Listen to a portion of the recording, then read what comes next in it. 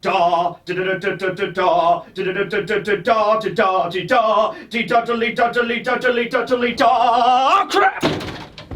Okay, too fast. All right, let's try that again. Da da da da da. Okay, hi everybody. How are we all doing? We're back. Again! You know, honestly, if Oda wants to take like a month break or so every year in One Piece, considering we're moving into the final saga, I think I'd be okay with that. It's nice to take a little bit of a vacation. In fact, since it's been so long, I've made one difference with the way that I present these reviews, and if you can guess what it is, probably none of you will be able to. It's a very small change, but if any of you can notice it, I'll give you a cookie. I will put a chocolate chip cookie in an envelope and I will mail it to wherever you are. Okay. But now, yeah, One Piece is back. Also, Bleach is back. Yeah, no, the 1,000-Year Blood War arc, that's back too. So, you know, what a time to be alive. Right, Garp? What? What? Alrighty then, so this will be One Piece, chapter 1087 review, titled Battleship Bag. Boom! Yeah. Okay, I could make a joke about Big Mom coming back with this one. Get it? Battleship Bag. So it's just like, oh no, the old bag is back again. And then there's just Big Mom rampaging through the new world. You know, like she is the battleship, okay? But no, it's actually referring quite literally to using marine battleships as sandbags.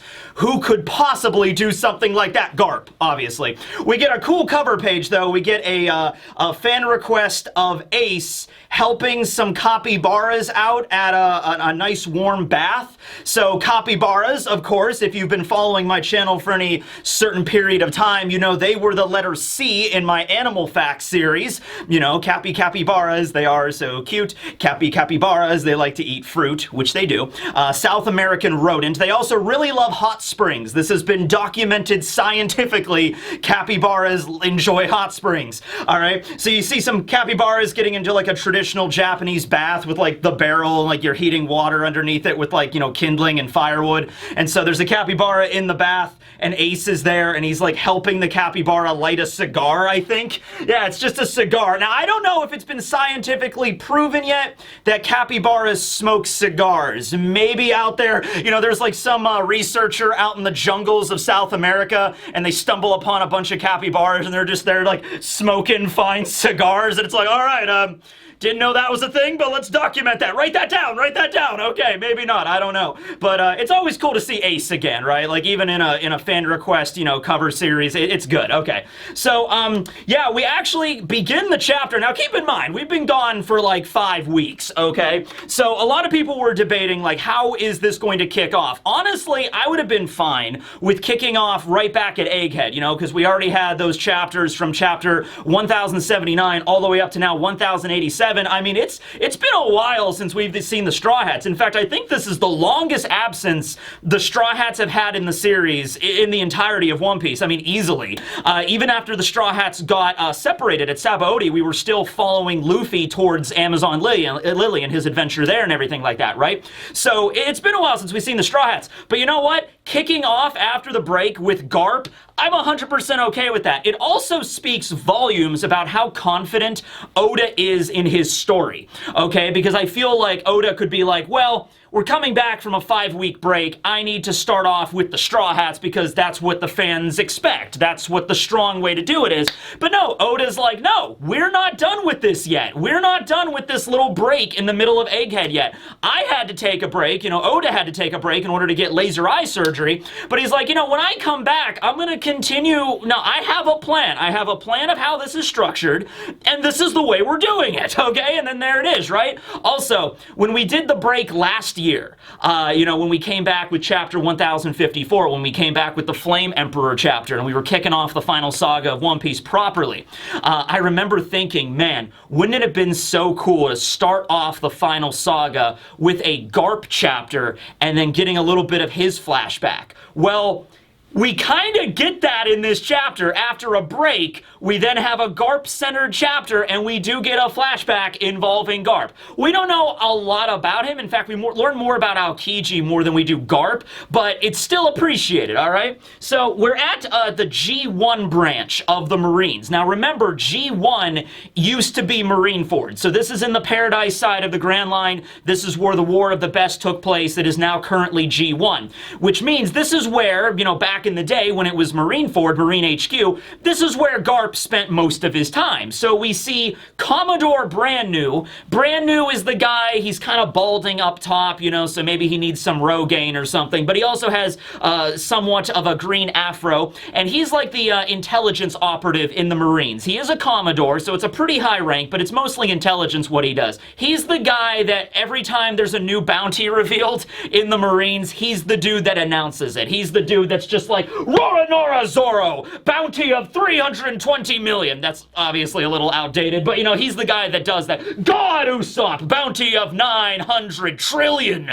You know, something like that, okay? So he's there, and he's also with Full Body and Django.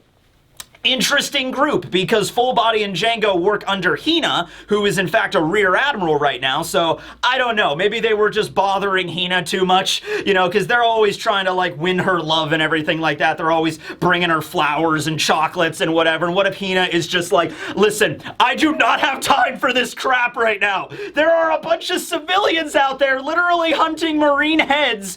I don't have time to deal with this crap right now. Like, they're like serenading a love song for her. You're just like, oh, Hina, we love you. Just like, out of the office. I'm like, okay. And then, like, Brand New is walking by, and he's like, ah, don't worry, Hina, I'll take care of him. Just get him out of here. I don't care. Okay, just like, so, Brand New's like, come on, guys, let me take you on a little field trip. Let's go. So, this is the shipyard outside, the ship scrapyard outside of Marineford, okay? So, these, battleships, these are like decommissioned battleships that have seen their day, probably too damaged from various pirate attacks, and they're basically awaiting dismantlement, sold for scrap, basically how, you know, ships in our world work, okay? So there are these two big battleships, though, that have huge dents in them, like giant dents in them, like a normal cannonball would have not caused this amount of damage, right? And so Brand New is explaining the concept of battleship bag to Django and Full Body, and he's like, yeah, back in the day, in fact, still right now, part of Garp's like morning training routine would just be punching the crap out of these battleships in this old scrapyard, and that's how he would train. Now this is something crazy, because I don't know if I made this up or if this was something that was like in a Vivre card or a data book at some point. It might have been actually even mentioned in the manga, but I had this idea in my head that Garp literally punches mountains as like part of his morning workout routine, okay?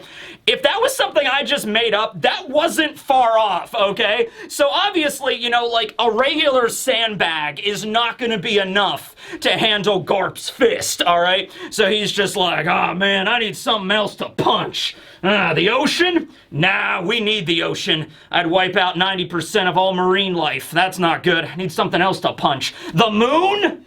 I could punch out the moon, but that probably might mess up the tides a bit. It's not a matter if he can't do it, it's a matter that he shouldn't, you know, so he's like, I guess I'll just punch some of these battleships. I guess that'll do something, right? In fact, I wouldn't be surprised if it's like, hey, Garp, we need to break down this old battleship and sell it for scrap iron. Yeah, don't worry, I got it. Boom! You know, so that's how it goes, right? So they're looking at these battleships here. And Brand New mentions, you know, even right now, and keep in mind, Garp is no longer a vice admiral. I mean, everybody considers him that rank because they respect him, but technically his rank is now instructor, which is not an official rank. It's more of like the retirement rank, like, for example, Zephyr, or, you know, Zed in Film Z, which, by the way, we're going to be going back to Film Z a lot in this one. I honestly like it because Oda, you know, Film Z, like, the entirety of that movie is not canon. You know, Luffy did not actually, you know, fight against against Zed in the canon of the manga. But a lot of the stuff that we learned in the backstory of that movie, like when certain Marines joined and stuff like that, that is most likely canon, right? So we're going to dive back a lot into Film Z, Film Zed lore in these chapters involving Aokiji and Garp, right? So, yeah, he mentions that, like, yeah, you know, so Garp is an instructor now, but he comes out here all the time to train. And Full Body and Django are just blown away by this. They're just like, this is insane, right? Wait a second, what's with that other battleship over there? It also has a bunch of dents in it. And they're like, oh, Aokiji also, you know, former Admiral Aokiji, Kuzan, he would also train with Garp all the time here, to the point where their punches packed the same amount of power.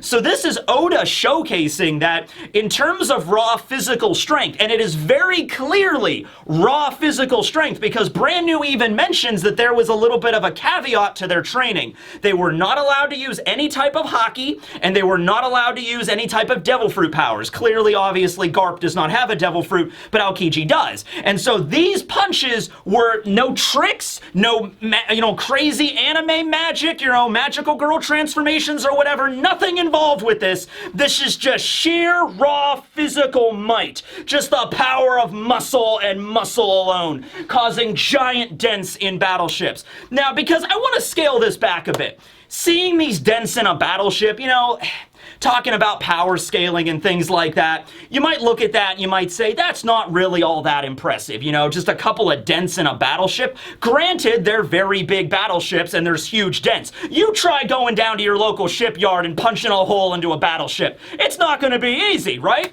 But, you know, so you might say, it's like, oh, that's not that big of a deal, though, in One Piece. You know, we've seen crazy, just see the final attack that Luffy did? That's Jinbei. Luffy did against Kaido, the monkey god gun thing that, like, obliterated. Like, that's way better than this. Luffy could have punched out. He could have incinerated this freaking thing, right? But the thing is, when you take away the idea of devil fruit abilities and you take away the idea of haki, armament haki, in any way, this was just done with raw physical punches. That's a big deal, okay? That is a huge deal, right? And just to give you the idea of power between Aokiji and Garp, especially when they do add haki to their attacks, or when Aokiji does add devil fruits to his ability, okay? It creates a whole new level. This was their base training, okay? So, Brand New clarifies that, like, the strength of those great heroes of the Marines, and keep in mind, Brand New uses the word hero here. Translations, we'll see where that goes, but, you know, Kuzan is a defector. He's a traitor. So the idea that Brand New, if he really does call him, like, the idea of these heroes or these great men, still shows that the Marines, at least some Marines, still have reverence for Kuzan. Even though he defected, even though he's no longer an admiral, they still respect the man for his sheer strength and his morality and stuff like that, right?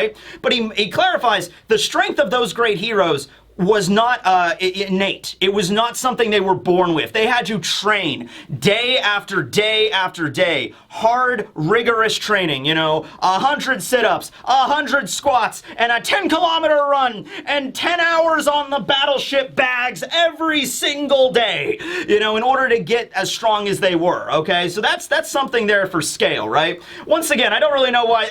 I like the fact that Oda just has a bunch of background characters, and it's like, oh yeah, Django and Full Body, let's just use them for this little, you know, display of, like, what's going on here with Garp and Kuzan's training.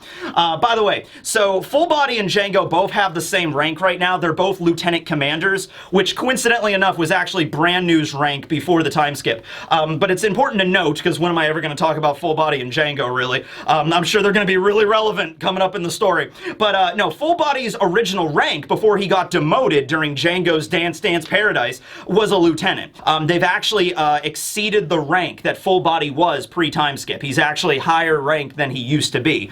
They're also the same rank as Helmeppo. Helmeppo is also a lieutenant commander, and he will also appear in this chapter as well. So a lot of Marine-based things here. All right, so now we're cutting over back to the New World, to Hachinosu, full of lead island, where we see the battle between Garp and the Blackbeard pirates already in progress. We open up with San Juan Wolf just getting yeeted off the island and crashing down into the ocean. We don't even know what happened.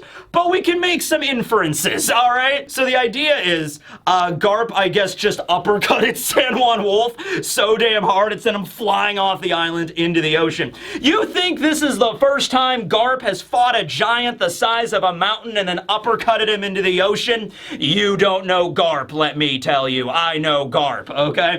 So San Juan Wolf has the power of like the giant fruit, okay? He can make himself really, really big. He's honestly just the size of a normal giant, like average size for a giant, probably somewhere around like 18 meters. His max height that we know of is 180 meters, which is insane. Now, there are still certain, like the Kraken and obviously like Zunisha that are bigger than that, but for a living, like a humanoid kind of being 180 meters tall, that's pretty impressive. Now, when San Juan gets knocked into the water, he sinks, and all of the Blackbeard pirates begin to freak out, and they're like, we need to go rescue him because he's gonna drown, because he's a devil fruit user. Many of you might point out this scene right here that we see right before the time skip, where after the Blackbeard pirates escaped from Marineford, they went to an island in the New World that was like on fire, right? Or maybe they lit it on fire, not really sure which. But anyway, you see San Juan standing in the ocean, and he doesn't really seem to be all that, perturbed by it. He's just like, oh, guys, I'm in the ocean right now. Yep. Oops, I think a shark just bit me down there. So it's like, what's the situation with that? Well, in the situation with that at the island, considering it was so near the coastline, I'm thinking San Juan was kind of like, he was either standing up but like the ocean floor, like he was standing on the ocean floor, or he was like sitting down, he was just like crouched down like this kind of, so we only saw like the top part of his head, like neck area, like right here, but he clearly was not drowning, okay? He can make himself just so big. Yeah, he was probably a little weakened by being in the water there, but not as much. Now, the waters around Hachinosu might be a lot deeper, and the whole perspective thing, Garp could have really knocked him far away. I mean, he's not super far away from the island, but knocked him like into the deep ocean, and he's also unconscious right now. That's also important to mention. It wasn't unconscious the last time he was in the water. Now he is. So he's unconscious, and he's getting knocked into the water. He's gonna sink like a ton of bricks, probably like, several metric tons of bricks, and then he's gonna hit the ocean floor. He's gonna start drowning because he's not a fish man. He can't pull the same trick Jack did. So that's not good, right? So somebody has to pull him out there. I don't think it's gonna be a concern because obviously Avala Pizarro has the island fruit, and we actually see the reaction from the skull, like reacting to San Juan, like, oh my god, he just flung San Juan right off the island like a damn human catapult. But then again, Avala Pizarro could just probably like lift up San Juan like out of the ocean using the island ability. So there's that. So, San Juan's taken care of. That's one of the 10 Titanic captains down. Let's move forward. We have Vasco Shot coming up next, ladies and gentlemen. So he has, of course, the power of the Glug Glug fruit, which is the liquor fruit. We didn't really get to see what that ability could even do last time. We saw him floating on that bubble, but that was a bubble that was, like, created by San Juan as he was sleeping. But this time we see him guzzling down a bunch of sake, spitting it out, and then he uses, like, he, like, snaps his fingers to create, like, friction. Toriko did this a lot in Toriko. He like snapped his finger to create friction like a spark, and then the liquor ignited, and he's literally firing down fireballs like a jet stream of booze fire at Garp, okay? So a couple of things. Vasco mentioned previously, is like, oh, the prisoners are escaping. I could just burn the whole town down. And then, Avala Pizarro and Shiryu and everybody had to tell him, like, don't burn the town down. Blackbeard, Teach will be mad if you do that. So it implied that he did have an ability that can light things on fire, and considering he has the power of the liquor fruit, you could kind of understand that. Also, important to mention, it doesn't come up in this chapter, but it might come up later. So Prince Groose, who has the power of the clay fruit, and he can create those clay golems. I threw out the idea because, clay, when it gets to a certain temperature, it gets hard fired, it gets like hardened. Maybe fire, or at least a very high temperature, is Prince Groose's natural weakness. Much like in the same way that with, like, if you're going to look at the clay fruit as an upgraded form of the Doro Doro no Mi, the wax fruit, when you get wax up to a temperature of over 100 degrees, it melts, and that was the downfall of Mr. 3. Well, Prince Groose might be the same thing, except it's the opposite, whereas wax melts, clay hardens. So if you get clay, and then clay, in order to be, like, hard-fired in a kiln, has to be, like, over 1,000 degrees, but if you can get fire hot enough, over 1,000 degrees, it might harden all the clay golems, and they might not be able to fight anymore. are, okay? They might crumble apart because they're really fragile at that point. So, it might be something like that, keep in mind. Honestly, though, do we still know what the ability of the liquor fruit is? Because Vasco takes a giant, like gourd of sake. It looks like Gaara's gourd from, like, Naruto. Takes a giant gourd of sake, glug, glug, glug, glug, glug, and then, like, lights it on fire. What part of that was a devil fruit ability? He drank a bunch of booze, spat it out, lit it on fire, and now it's attacking Garp. Unless that wasn't liquor, unless that was water, he might just be able to turn water into booze. He might just have the Jesus power. Ironic, considering there's a dude actually named Jesus on the crew. So anyway, yeah, that might be the ability, but other than that, I really don't, unless it increases, like, he could keep a large volume of booze inside of his body. Like, he could just sit down and consume, like, an entire, an entire vat of alcohol and just spit it all out at once like he's Water Luffy or something. But other than that, just, he drank a bunch of booze, spat it out. I guess, like the snapping of your fingers to create... I feel like you could just do that with hockey. Luffy kind of already does that with his Red Hawk. You know, he just armament hockeys up his fist and then just kind of creates friction. So I don't think that's the devil fruit ability. So yeah, other than just like turning the maybe another liquid into alcohol, that's how he uses it. Maybe he could also adjust the proof of the alcohol, like the actual alcohol content, so increase the proof all the way up crazy high so it's super fucking flammable. Might be something like that, maybe.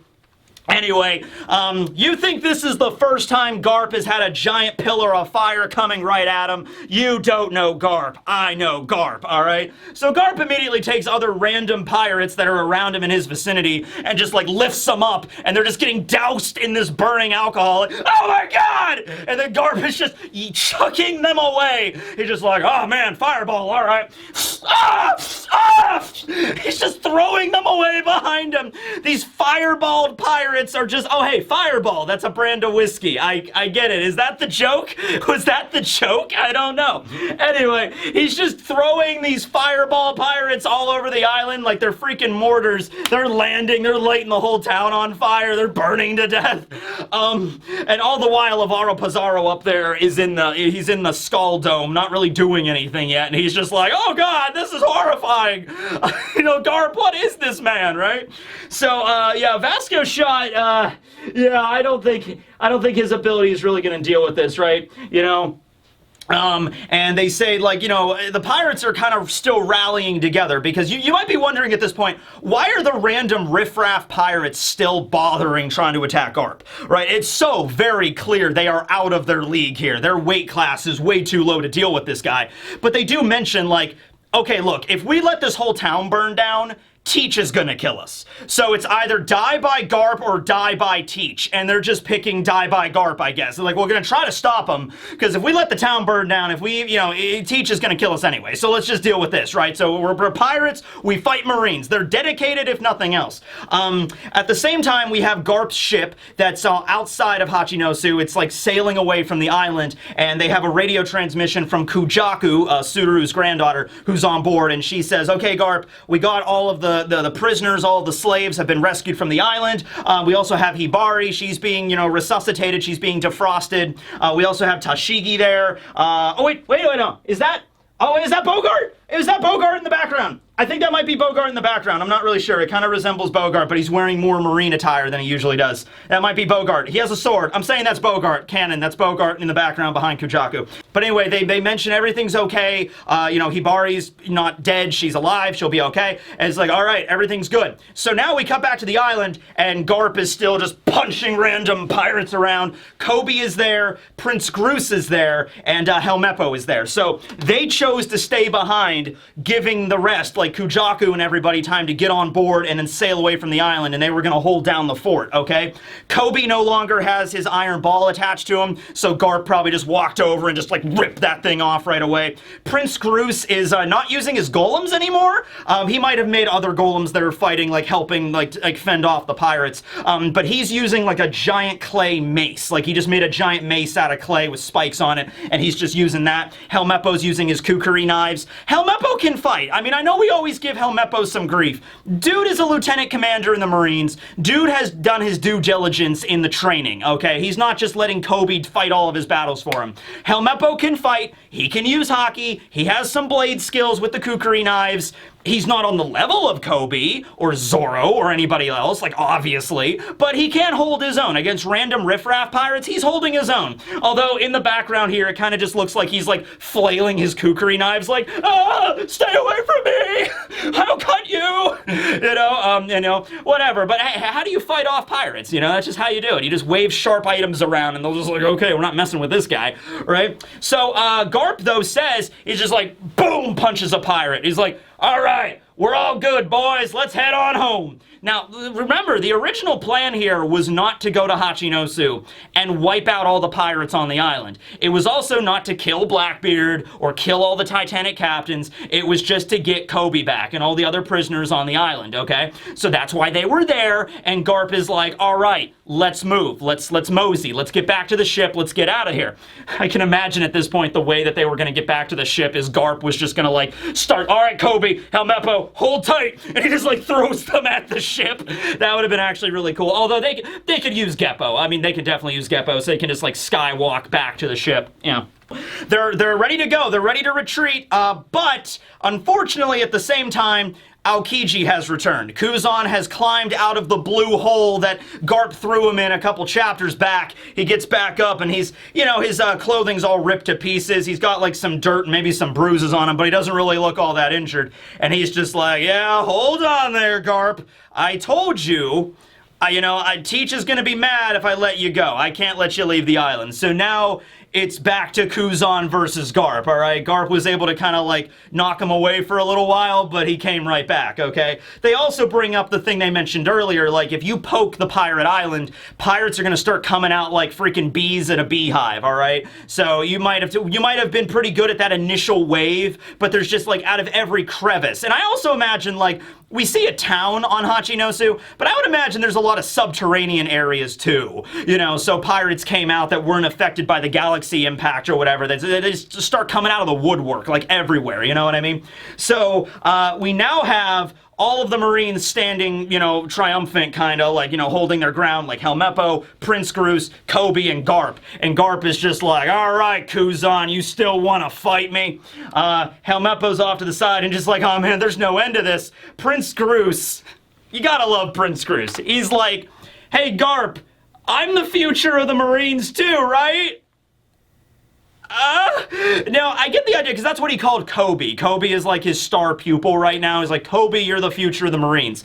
And Kuzan was his, you know, former apprentice. But then I think Prince Groose also looks up to Garp. I mean, everybody kind of looks up to Garp. But Prince Groose, I mean, he's a rear admiral. He definitely has skill. He has a really powerful devil fruit. It's just that he's a little bit of a Garp fanboy, like a lot of other Marines are. And he's like, hey, Garp, when you said Kobe was the future of the Marines, you meant that as like all the younger Marines are sort of like the pillars that will support the new generation, right? Like, you didn't mean like Kobe himself is going to be like the pillar that supports the Marines. You meant like the next generation, like a passing the torch to an entire group of people rather than just one individual, right? Garp completely, I don't think even Garp hears them. He's too focused on Kuzan. I would imagine also why would Prince Groose bring that up right now? Like, is this the moment to really address this? I would say he maybe needs a little bit of motivation. Like, they're literally being surrounded on all sides by pirates, and he looks a little winded. Maybe he just needs a little bit of motivation to keep fighting. Like, hey, Garp, you said I was the future of the Marines too, huh? And then, like, in his mind, Garp turns to him and he's just like, ah, yes, Prince Groose. In fact, I meant you. Kobe might be good, but you're even better. You are the future of the Marines for real. And then Prince Groose would be like, Garp senpai, all right, let's do this. You know, I don't know what he was expecting, but Garp didn't even hear him, so it's irrelevant. Let's see, we have Kobe still there, and he's like, hey, just be careful, Garp-san. I mean, he is a officer of the Blackbeard Pirates. You know, Garp knows full well what Kuzan's, like, abilities are, right? Now, Garp tells Kobe, Helmeppo, and Groose, get back to the ship. I'll deal with Kuzan now. You fight through the riffraff, you get back to the ship. And they're Marines. They follow orders. So they're like, yes, we'll do that. So they get moving. Unfortunately, Kobe looks over and sees a screaming woman being, like, tormented by pirates, about to be stabbed. And so so Kobe, being a lawful good Marine, is like, oh no, one of the prisoners must have been captured, that we forgot one. And so he rushes over to save her, as Kobe would do. However, it's revealed, of course, that, you know, not just men can be pirates, women can be pirates too, and there are women on the pirate island. So they're used to using that kind of trick of like, oh no, I'm being held captive by horrible pirates. If only there was some handsome, dashing rogue that could come and save me, you know? And, you know, Kobe is just like, I'm not a handsome, dashing rogue, but I am a Marine. I will save you, madam. And then all of a sudden, you know, of course, it was a trap. You know, she takes out a knife, they take out knives, and it's like, oh, crap, right? Now, under normal circumstances, these are just regular riffraff pirates. Kobe would be fine dealing with them, right? However, at the exact same time this is going on, Shiryu appears. And Shiryu, of course, has the power of the clear fruit, Absalom's fruit. So he goes to stab Kobe. Garp senses what's going on. He immediately knocks Kobe out of the way, knocks him behind him, and then he takes the hit. And then, shoosh! Shiryu's blade, which is I think called Ryu, it's just Thunderbolt, stabs Garp with armament hockey straight through, okay? Straight through his body. It's poking out the other end. Actually, he knocks Kobe out of the way and then takes the hit. It would have actually been really funny if Garp, like, Kobe, get behind me! So, at least I protected Kobe. And then he turns around and Kobe got stabbed anyway. Like, ah! It's just like, no, that's not what happened, but that would have been funny. He knocks Kobe over. He, like, falls on his back, right? Like, he falls prone. And so, Shiryu appears there. He's invisible. Ran Garp straight through with his blade, with armament hockey, right? And it's not looking too good. However, you think this is the first time Garp got stabbed with an armament hockey blade by an invisible swordsman? You don't know Garp, ladies and gentlemen. I know Garp. He immediately grabs Shiryu's face and he's just like, well, can't get away now. Boom! And just slams him straight into the ground. Now, unfortunately, Shiryu takes that hit pretty damn well like a champ. I mean, he's bleeding and his face is cracked a bit, but he's like, well, you know, I did what I needed to do. So Shiryu doesn't really look all that upset. And Garp just kind of realizes who he is. Like, oh, you're that ruffian from Impel Down, huh? Okay. Now, unfortunately, even though he slammed Shiryu to the ground, you know, he's still got a sword stuck in him. And so all the other pirates, they get their second win now. They're like, you know, Captain Shiryu, he stabbed Garp. He's weakened. We can take him now. Let's all jump on him and rain blows down on Garp, right? So that's not good. He's not getting, they're getting motivation here in a bad way, okay? Kobe's freaking out because he's like, oh my god, this was my fault. But Garp, you know, rests assured. He's just like, Kobe, they were aiming for me to begin with. Also, it's important to mention here, Garp did not get taken, like, by surprise by this attack. Garp knew that there was an invisible enemy about to stab Kobe, and he knocked Kobe aside, and he took the hit. Alright, this wasn't like Garp was fighting, and then all of a sudden, shush! I did not see that coming! You know, Garp decided to move and take the hit, alright? Now, he still took quite a bit of damage from that. Shiryu is a very skilled swordsman. He's gonna be probably the opponent for Zoro eventually, and he has armament hockey, has pretty good hockey, and he's invisible. I would imagine adding the invisibility with his own skills as kind of like a duplicitous swordsman might make him even more, like, double invisible, like even more stealthy than Absalom was. So, yeah, Kobe certainly didn't see him coming, right? So, Garp, of course, reassures them all. He's just like, I'm fine. You think this is the first time I've gotten stabbed by a pirate? Get back to the ship, guys. Come on. And I was like, you know, follow your orders, all right? So now all the pirates in Pirate Island begin to just, you know, rain blows down on Garp. And they bring up here that Garp does have a bounty set by the Cross Guild. And that bounty is 3 crowns, equivalent to 3 billion berries. And it's also the same level as the admirals. So, Akainu and Borsalino and Isho and Aramaki, all of the admirals will have the exact same bounty of 3 billion. Once again, I'm not really sure if, like, the Cross Guild, like, where does Buggy have 3 billion berries to just give to somebody? Honestly, I think it's more of just like, hey, if you manage to bring in Garp, you get this much. It's the same thing like with the Yonko. Like, there's no way some random bounty hunter in the One Piece world can take down Shanks for 4 billion berries. It's more of just like, hey, they're pirates, you take them down, you'll be set for life, you'll be super rich, but good luck. luck, you're not going to be able to do it. You know what I mean? Kind of the same thing here, right? So Kuzan charges forward, and he even tells all of the pirates, like, hey, listen, even if you were able to beat Garp down to like an inch between his legs, you could get Garp down to 1 HP and bound his limbs, he could still kick the crap out of you. So get out of the way, you don't have a chance. So Aokiji charges up an attack, he uses Ice Glove, and then Garp just kind of looks right at him, and they just kind of rear up for an attack. And right before the attack hits, we have a flashback, okay? Now, this is a really interesting flashback. We don't know how long ago this was, but we see Garp and we see Aokiji in this flashback. They both look very young. Aokiji is, the way he looks and the way he's dressed looks pretty much exactly like he was in the cover spread where Oda drew all of the Marines when they first joined, okay? This was in collaboration with the release of Film Z, so he drew Aokiji right here. Aokiji pretty much looks exactly like this in the chapter, in the flashback. This is Aokiji at age 19, all right, when he joined. Then we see Garp here. Garp looks more of the youngest we've really ever seen him. He looks younger than he was at Roger's execution. He doesn't have any gray hair. He honestly resembles a lot more of the Garp when Garp first joined, okay? And he was 22 when he first joined the Marines, okay? They kind of look like this.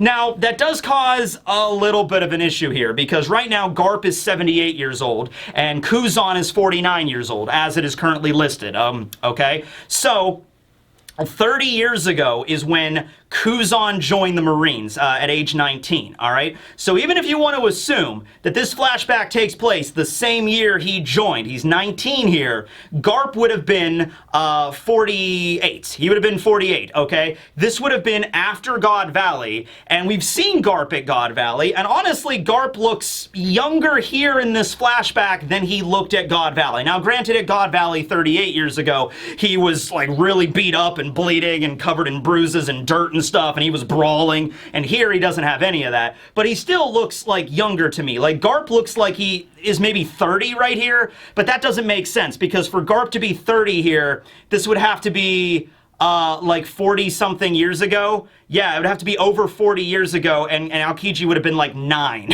okay? For Garp to be in his like early 30s right here, okay? But I'm going to assume Aokiji is 19 here. That was 30 years ago, so this would put Garp at 48. Yeah, 30 years ago. 78 minus 30 is 48. Yeah, so he doesn't really look 48 here. This is like 6 years before Roger's executed.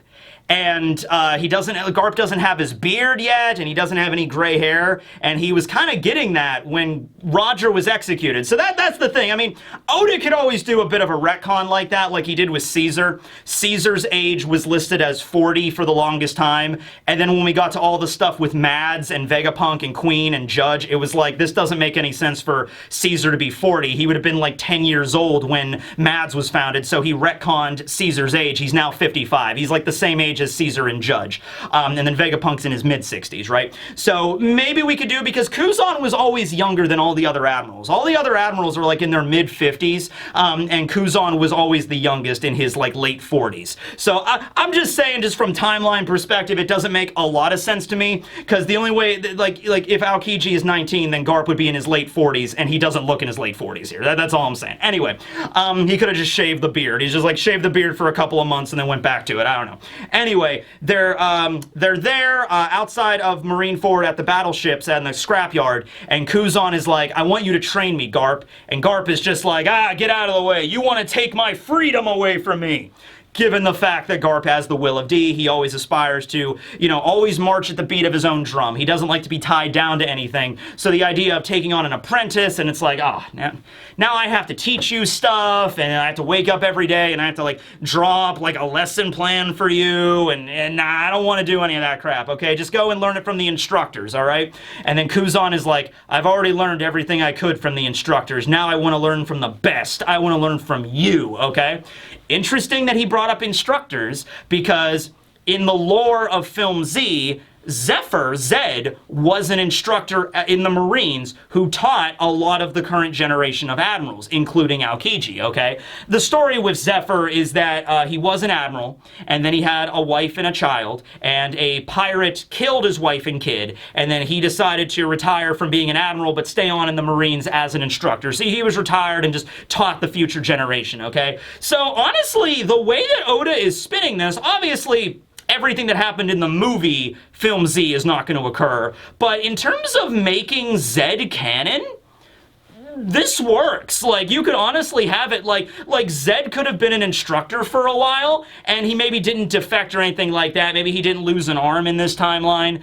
In the story here, he lost an arm to a member of the Warlords. I think it might have been Weevil, like during the time skip, and then he got that giant metal, like a gauntlet thing arm on his body. So maybe all that didn't happen. Zed might still be a Marine, or he might have retired for real, or he might have just passed away of natural causes with his family by his side. This might have been just the good timeline here. I don't know.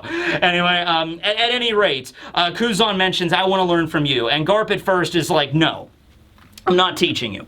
But then we cut to them punching the battleships. So Garp is punching out the battleships with the giant dents in them, and Aokiji's like, all right, well, if that's what he's doing, I'm going to try it too. So he tries punching the battleship, but he doesn't really make a lot of progress. Of course, he punches the ship, and he's just like, damn it, you know, and just like, meanwhile, Garp is like, boom, you know, like giant hole in it, right? And so Garp shouts over at him, he's like, all right, look, if you're gonna do this, you're gonna do it right. No devil fruit powers, no hockey. And then Kuzan is like, well, I can't even use hockey anyway, so it doesn't really matter. And I think, you know, obviously Kuzan can use hockey now, but this was like 30-something years ago when he was just joining the Marines. Honestly, so Aokiji's current sense of justice is listed as lazy justice.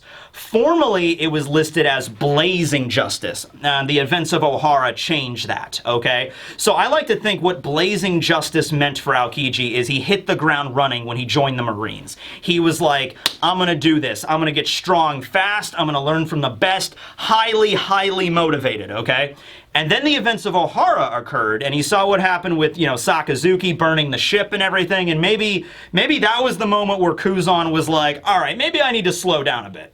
Maybe, I mean, the motivation, the blazing justice, do it as fast as possible, not a bad idea. Maybe I should calm down a bit, because maybe if I go too fast and loose with this blazing justice, maybe I might end up like a Kainu someday. I don't want to end up like a Kainu. So I'm going to now take a different approach to this. I'm going to go lazy justice, you know, and that's what Aokiji does now, right? But back then, he's like, you know, all piss and vinegar, and he's just like, let's do this, let's punch battleships, right? Yeah, I'm learning from the best, you know, that's how it goes.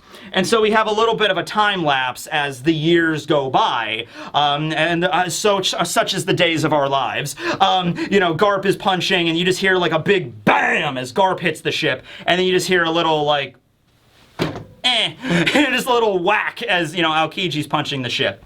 And then some years go by, and then you hear BAM from Garp, and then you hear a louder thud, you know, as like, you know, Aokiji's getting progressively stronger. And then another time skip where they're equal, like BAM, BAM, you know. Along the way, Garp begins to open up to Kuzan, and he begins to talk a little bit about his life. And he's like, my son went off and joined the revolutionaries, damn it. Boom! You know, this is how Garp works through his stress. And then later on, when Luffy is born and Luffy grows up a little bit, Garp is complaining to Kuzan, like, my son wants to be a pirate. I mean, my grandson wants to be a pirate, damn it. Boom! You know, and Kuzan's just there, and he's just like, well, why are you telling me this crap? You know, I'm not your therapist, you know? Okay, this is just a small thing, but for a while there, I wouldn't say a lot of people, but I did get this every once in a while that were a group of theories, I guess, that were like, Garp is not Dragon's father. And you might be wondering, like, what? He's like, okay, well, we know that Luffy is Dragon's son, right? Okay, so Luffy, Dragon is his father, and he has a mother we don't know, okay? So the idea is, well, we know Garp is Luffy's grandpa, but we don't know if Dragon is Garp's son, so it's very possible that Luffy's mother's father could have been Garp. And that might have been also a way of like twisting it. Like, oh, we thought it was this way, but it was actually this way. Just like we assumed Luffy and Ace were actual blood brothers, like biological brothers for the longest time, and then we found out, oh wait, they're not. So it's like, wait a second, maybe Luffy's mom's dad was Garp, and so Dragon's not actually Garp's son. But here it confirms that, like, no, you know, my son ran off and joined the revolutionaries, damn it! You know, and so yeah, that's, you know, obviously it's Garp, and then Dragon, and then Luffy. It was just something I saw, not super often, but every once in a while it'll pop up, okay? So, let's see. We also then get a time skip when Aokiji becomes an admiral, like a straight-up admiral, and Garp is like, hey, Kuzan, you want to go, you know, have some snacks and some tea? And Aokiji's like, I'm an admiral now, I can't, you know. So it's kind of the flip, where he starts out as a rookie, and he's like, you know, please, Garp, teach me. And Garp's like, I don't want to. And then we cut to like 30 years later when Aokiji is an admiral, and Garp is like, hey, let's hang out. And he's like, I'm sorry, I can't, I'm doing paperwork. And he's like, I'll put some tea on. He's like, okay, fine. You know what I mean? Like that kind of stuff, right? So they have a past together, and now they're fighting, you know, we were friends forever.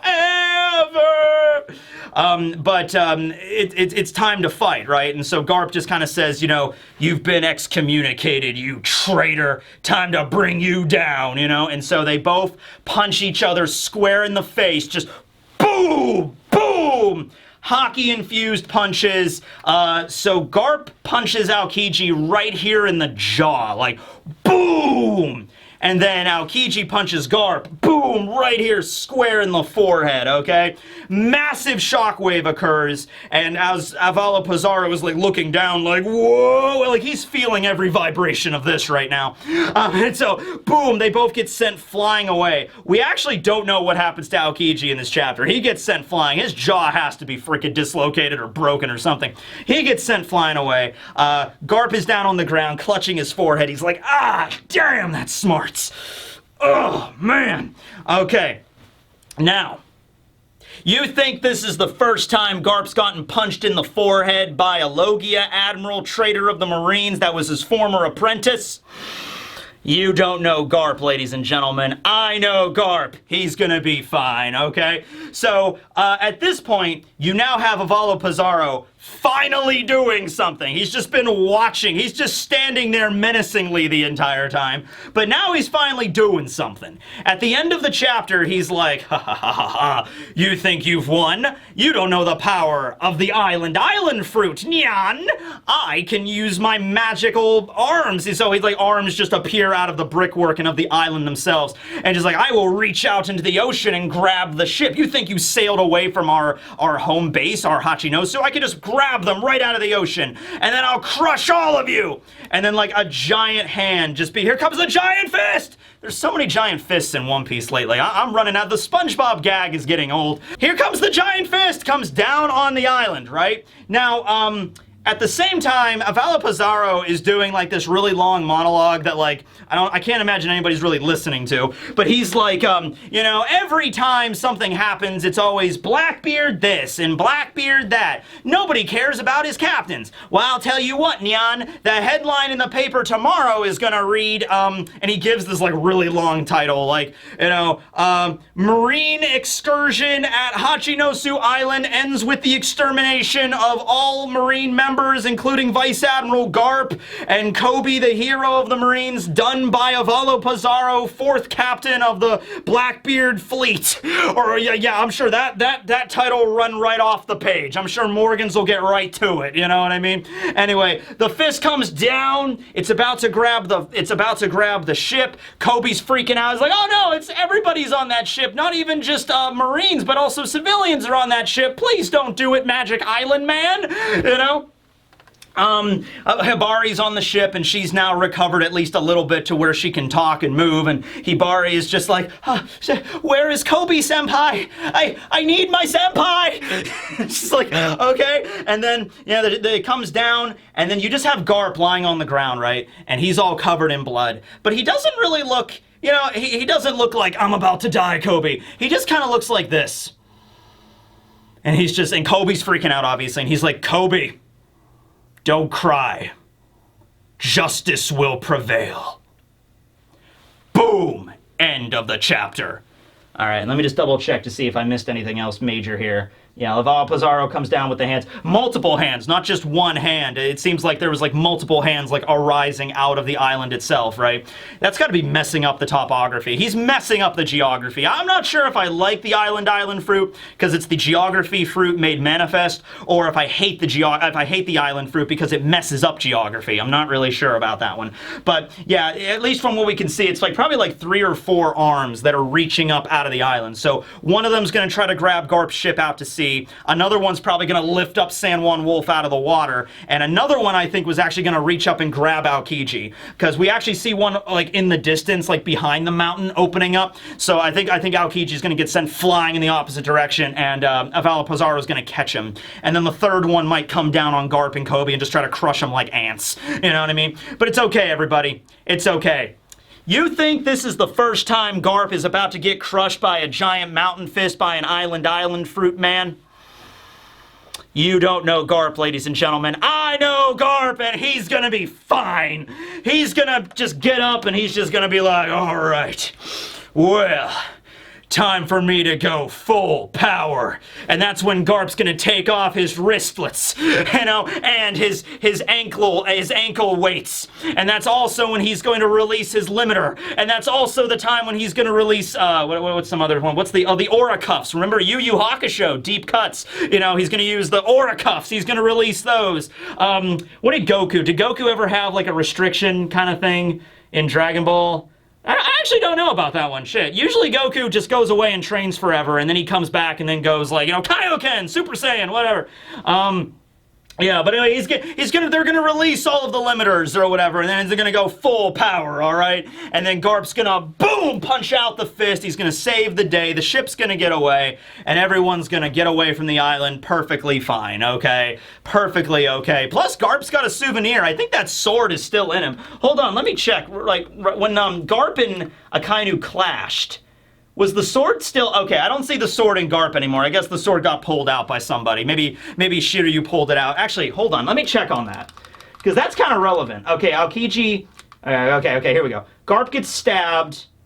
When Garp slammed Shiryu to the ground, he still had the sword sticking out of him. And...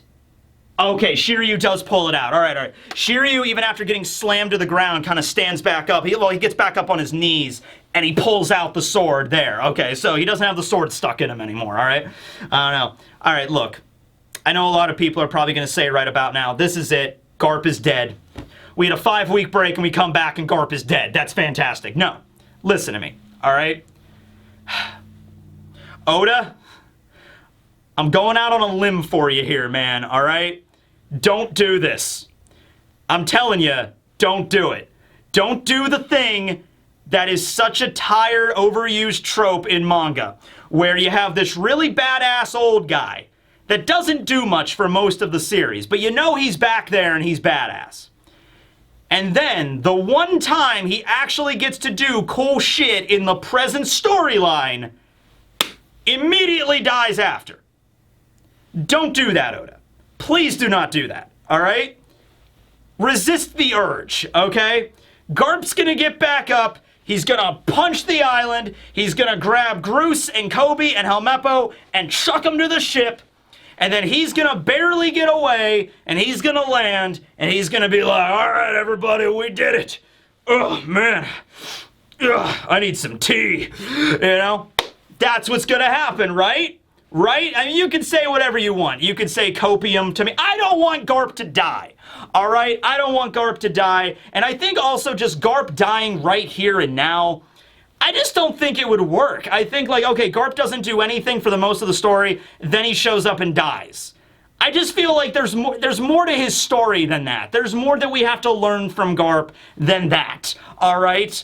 Now, if you want to have Garp get up, get on the ship, get away, and then maybe he has another fight later, and then he dies in that fight. If you're gonna do it like that. Please don't just do it right here. All right, this is like an Isaac Netero thing all over again. Please don't do that, all right? Okay, all right, you know what, Oda? Compromise. I'm okay with it if you have Garp have a bomb in his chest. If it's like, don't worry, Kobe, justice will prevail. Vegapunk installed a nuclear reactor in my heart, Kobe! Get out of here! And then his eyes just light up. Ah!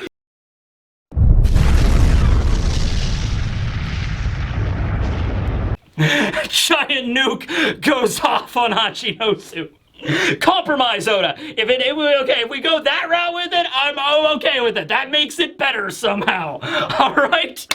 All right, but anyway, that was the chapter. That was chapter 1087. It's good to be back, everybody. I hope Garp survives this. I think there's more to his story. We got this, everybody. We got this. Garp, also, okay, back up for a moment here. Back up for a moment here. If Garp is gonna die in this story, this is not the way he should go out, right? Getting stabbed by Shiryu and crushed by Avalo freaking Pizarro. That's the way Garp the Fist dies. No. If Garp's gonna die, it should be like Blackbeard should be the one to kill him. Rox should come back to the dead and kill him. I don't know. Somebody badass, somebody like really high level. You know, I don't know, Kaido and Big Mom come out of the magma and they're zombies and they both fight them together. Something like that. On that Whitebeard is resurrected with the Kage no Mi and kills him. That's the way Garp should go out. He tanks an ancient weapon attack and then he dies. That's the way Garp should go out. Getting stabbed in the back and then getting crushed by a giant island man. Yeah, that's the way Garp the Fist, slayer of 1,000,000 pirates, went out. By the way, I wasn't saying all that stuff as a joke. Like, you think this is the first time Garp got stabbed? No, seriously. Garp has been a Marine for over 50 years. He's seen every dirty trick in the book. This isn't the first time he got stabbed in the freaking front or in the back. This isn't the first time he's had like a fireball get flung at him. This isn't the first time someone's used a ridiculously weird devil fruit power to try to take him out. Granted, he's getting up there in years. Granted, I'll give it to you. He's trying to protect Kobe. I'll give it to you. Sure, those are handicaps in his corner. But I will say, right here, right now, Garp's gonna survive this. I'm putting my money on it, okay? I'm placing bets. Garp's surviving this, okay? At least this moment, this excursion on Hachinosu, Garp's gonna get out alive, okay? And if I'm wrong, then I guess I'll suffer the punishment of everybody on the internet telling me I was wrong. It's truly a worse fate than death. Anyway, thanks for watching the video, everybody. This will be Tekking signing out. Later, everyone. Da, da, da, da, da, da.